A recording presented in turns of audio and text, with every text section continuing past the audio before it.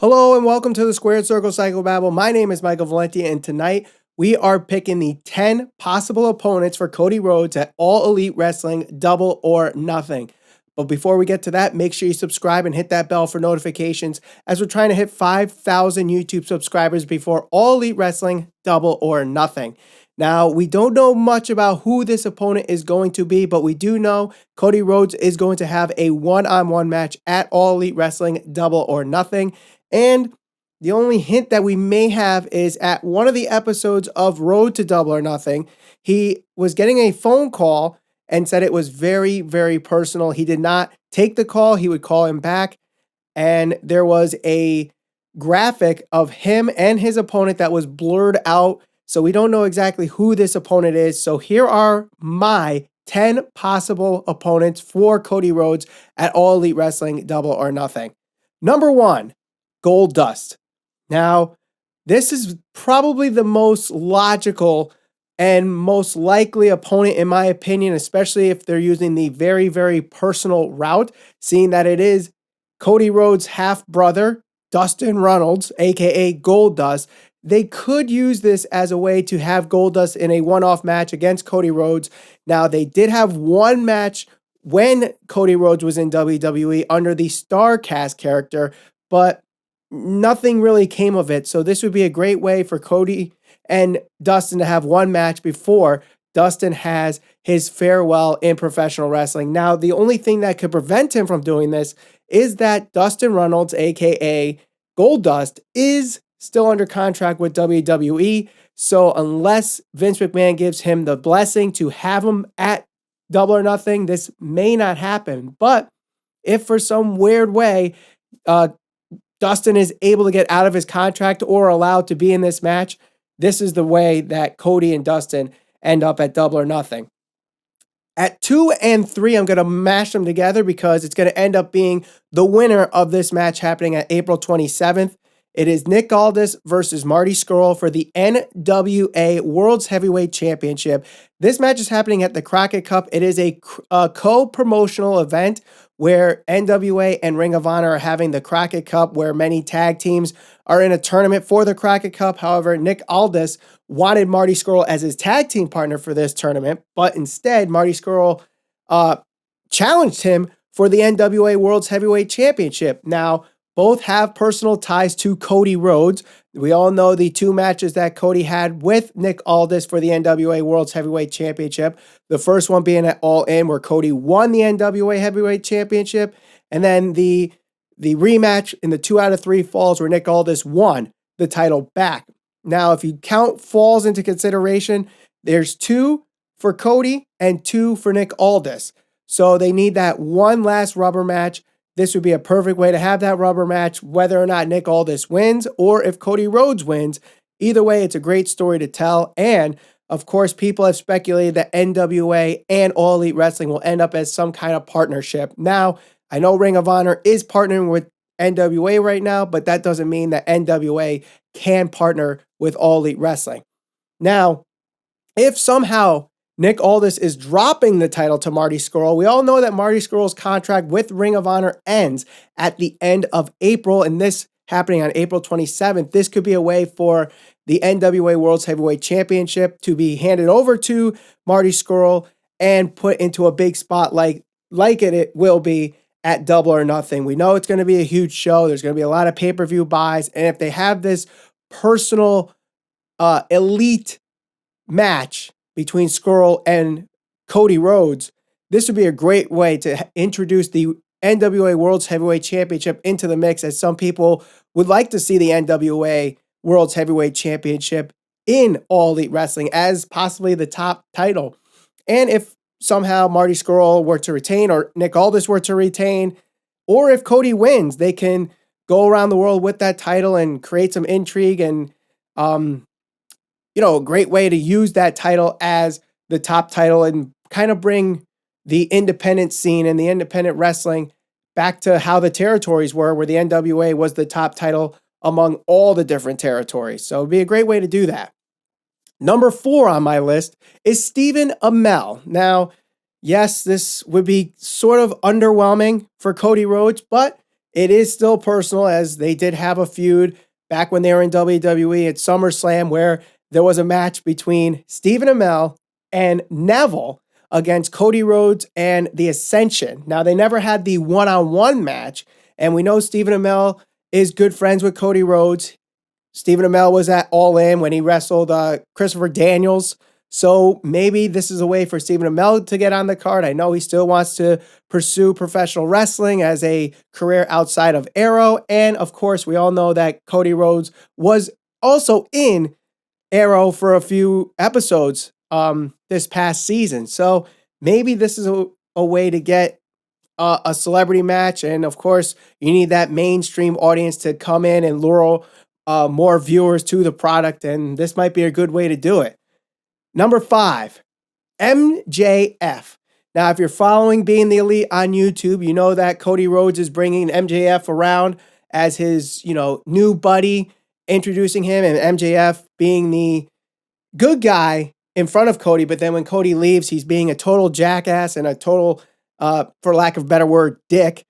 And eventually this will be seen to Cody Rhodes, and maybe this leads to a match between Cody Rhodes and MJF. And of course, one thing that All Elite Wrestling is trying to do is the fact that they are trying to bring the young up and rising independent stars like an MJF to the forefront. And this would be a great way to expose MJF to the masses. I know some people may know him around the independent circuit and what he's doing right now in MLW, but this would be a much bigger stage for him. Yes, he was at All In, but he was in the first match, and obviously not a big match like it would be against Cody Rhodes. So look out for Cody Rhodes versus MJF here if that happens.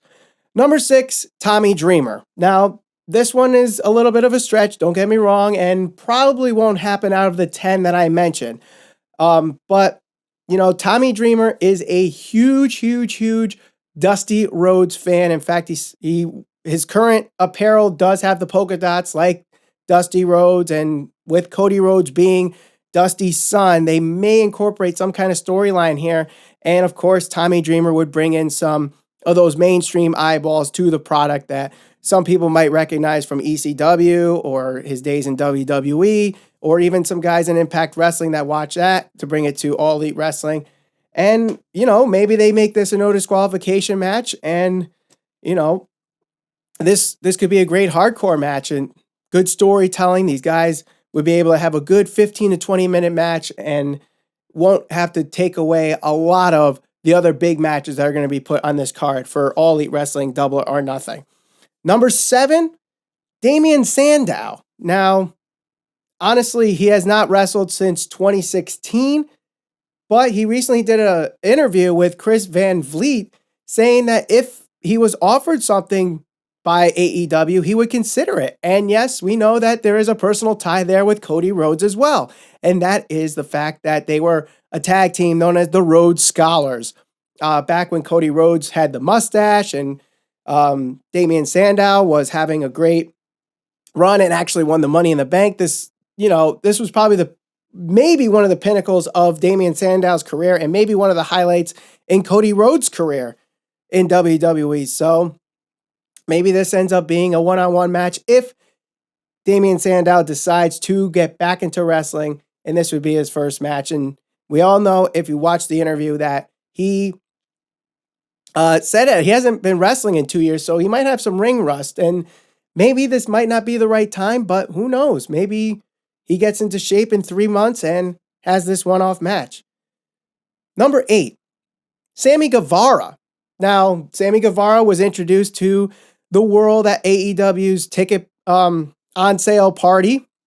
For those that don't know, he has been a YouTube sensation going around, kind of like what Being the Elite is. So maybe this would be a great way for Cody Rhodes to show the world what great independent wrestling is all about with a guy like Sammy Guevara. So maybe Cody Rhodes is using a stepping stone here for some of these younger guys, that this is what All Elite Wrestling is all about, trying to get the younger guys seen, the ones that WWE probably would not know what to do with. Sammy Guevara would be a great opponent for Cody Rhodes, and who knows? I say I don't think this would be the match, but I wouldn't be surprised if it does become the match. Number 9, Dean Ambrose. Now, we're still not sure whether or not it's a shoot or a work as to him leaving WWE after WrestleMania 35. When it first broke, you thought work, but now as we're starting to see how Dean Ambrose is being booked in WWE since that announcement, it looks more like a shoot. But then there was a report late Friday night saying that Dean Ambrose actually told WWE to release the news that he was leaving, and there's some creative thing that he's able to do, and if it works, he can get a renew on his contract with WWE. I don't get it. So who knows? If this is in fact a shoot, he is leaving WWE, and All Elite Wrestling comes and offers him a contract, comes as Johnny Moxley.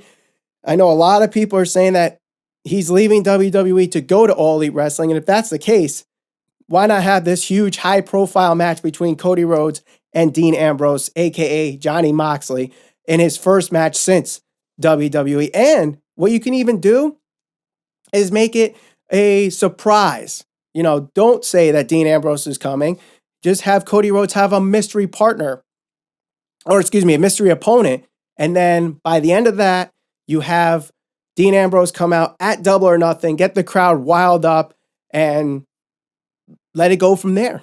You don't need much build. The card is going to have much build with other matches. So this match, if it is a surprise, you don't need much to build it. Just have Cody Rhodes open challenge, and bam, here comes Johnny Moxley. And our last guy, number 10, is Randy Orton. Now, this is another guy that's rumored to be leaving could be leaving WWE for All Elite Wrestling. This one, most likely not going to happen. He's very loyal to the WWE. He's on the tail end of his career, so not exactly what AEW is looking for, but we go back to that scene in the Road to Double or Nothing where they're talking about it very, very personal. These guys were in a faction together in WWE. For those that don't remember, the faction Legacy. These are two guys that are actually Randy Orton's a third-generation superstar, Cody Rhodes being a second-generation superstar. They were in that faction, and then they broke up, leading to Randy Orton's big push into the main event scene for WWE, where Cody Rhodes didn't quite get that main event push. So maybe they can use that as part of the storyline to build the match. But again, this all depends on whether or not Randy Orton is leaving WWE and if he would sign with All Elite Wrestling if he is in fact leaving. Me personally, I think he's going to stay with WWE, but as the news develops, we might see more and more that Randy Orton leaves. So who knows? Let us know what you think. Who do you think Cody Rhodes is facing at All Elite Wrestling Double or Nothing? Let us know in the comments. If you like any of the 10 that I mentioned, make sure you like this video, share it all over your social media, and of course, subscribe and hit that bell for notifications as we're trying to hit 5,000 YouTube subscribers before All Elite Wrestling Double or Nothing. Thank you all for watching this video. My name is Michael Valenti, and thanks for listening to the Squared Circle Psychobabble.